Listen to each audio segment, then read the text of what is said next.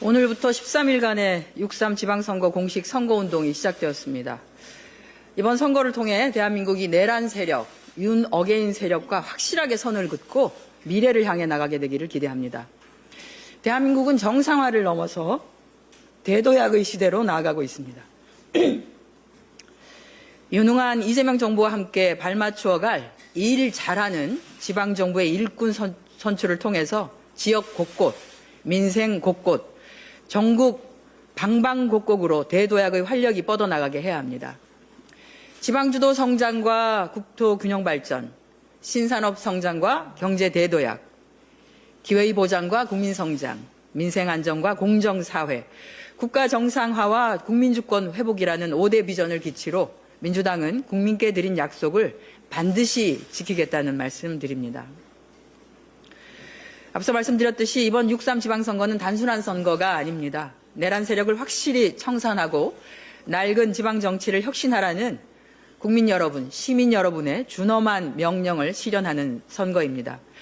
이러한 절박한 시대적 요구 앞에서 울산시장 후보인 더불어민주당의 김상욱 후보와 진보당의 김종훈 후보께서 큰 결단으로 단일화에 합의해 주셨습니다. 두 후보님의 결단에 깊이 감사드립니다. 오는 23일과 24일 단일화 경선이 진행됩니다. 이번 단일화 경선은 누가 더 큰 통합의 힘으로 울산의 대전환을 이끌고 시민의 삶에 에너지를 불어넣을 적임자인지를 결정하는 과정입니다. 더불어민주당의 김상욱 후보는 시민의 변화에 대한 열망을 가장 폭넓게 담아낼 수 있는 후보입니다. 김상욱 후보는 변화와 혁신, 그리고 민생 회복의 의지를 분명하게 보여주고 있습니다. 민주개혁 세력의 힘을 하나로 모아 반드시 울산의 새로운 미래를 열어갈 것이라고 확신합니다. 울산 시민 여러분, 이번 단일화 경선에 많은 관심과 참여 그리고 응원을 보내주시길 부탁드립니다. 지난 19일 경북 안동에서 열린 이재명 대통령과 다카이치 사나의 일본 총리 간의 정상회담은 흔들리는 불안정한 국제질서 속에서 한일 양국이 실질적인 협력의 깊이를 한 단계 더 높인 매우 의미 있는 성과였다고 평가합니다. 특히 중동 전쟁과 호르무즈 해협 봉쇄 위기로 에너지 공급 관련한 불안감이 고조되던 시점에 양국 정상이 마주 앉아 실질적인 돌파구를 마련한 것은 매우 시의적절합니다. 이번 회담의 가장 큰 결실은 석유 및 석유 제품 스와프와 비상시 서로의 에너지를 나누는 긴급 상호 지원 체계를 가동하기로 합의한 것입니다.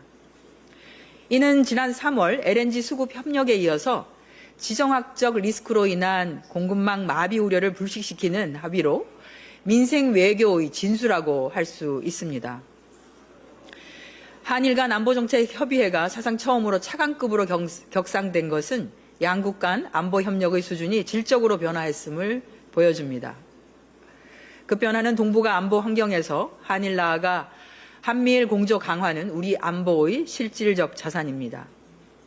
조세희 탄광 강제동원 희생자 유해의 DNA 감정 절차에 합의한 것도 매우 중요한 진전입니다. 역사의 아픔을 외면하지 않으면서도 미래로 나아가는 균형 잡힌 외교의 산물입니다. 더불어 양국이 똑같이 직면하고 있는 저출산, 고령화, 지방소멸, 자살 방지 등 구조적 사회적 문제를 해결하기 위해 공통사회문제협의체를 본격 가동하기로 한 것도 매우 의미가 큽니다. AI를 비롯한 첨단 기술과 우주, 바이오 분야의 호혜적 협력은 우리 미래 세대에게 새로운 기회를 열어줄 것입니다. 특히 이번 회담이 개최된 안동이 보여주듯이 민주당은 외교적 성과가 지방 활성화와 균형 발전으로 직접 이어질 수 있도록 지방 중심의 민생 정책을 더욱 강화하겠습니다. 이번 회담은 두 정상이 서로의 고향을 방문하는 한일 역사상의 전례 없는 셔틀 외교의 완성이기도 합니다.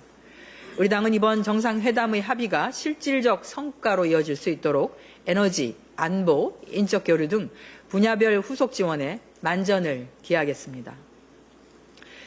국민 참여형 성장펀드가 바로 내일 22일부터 3주간 일반 국민들을 대상으로 판매됩니다.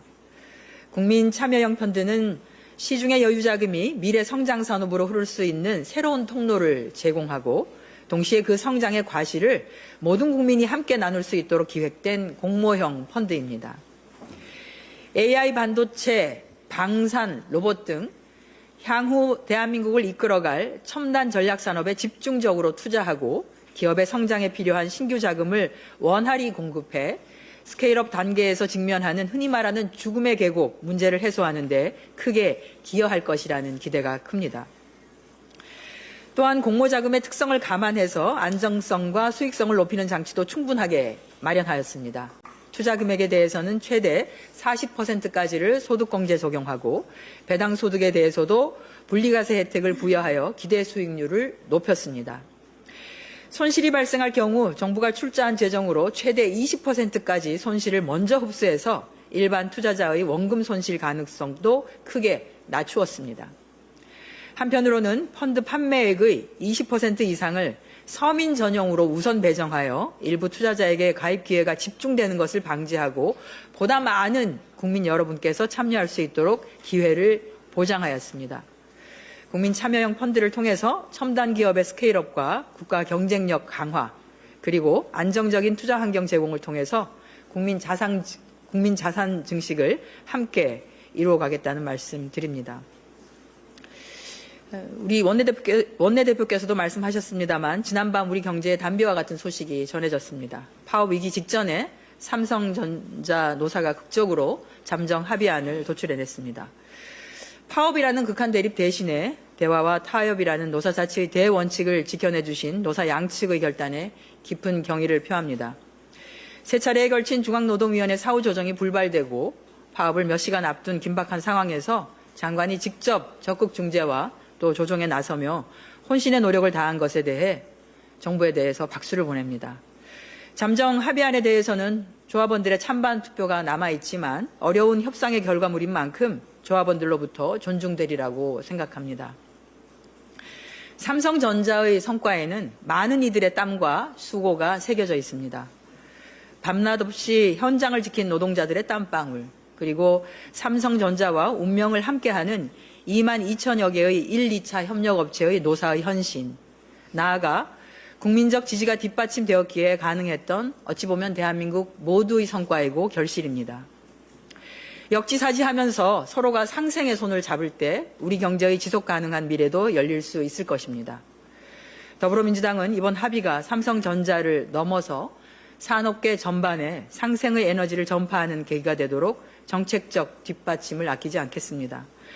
아울러 협력업체 노동자들의 처우 개선과 산업 생태계의 건강성을 회복하는 일에도 더욱 박차를 가겠다는 말씀 드립니다. 이상입니다.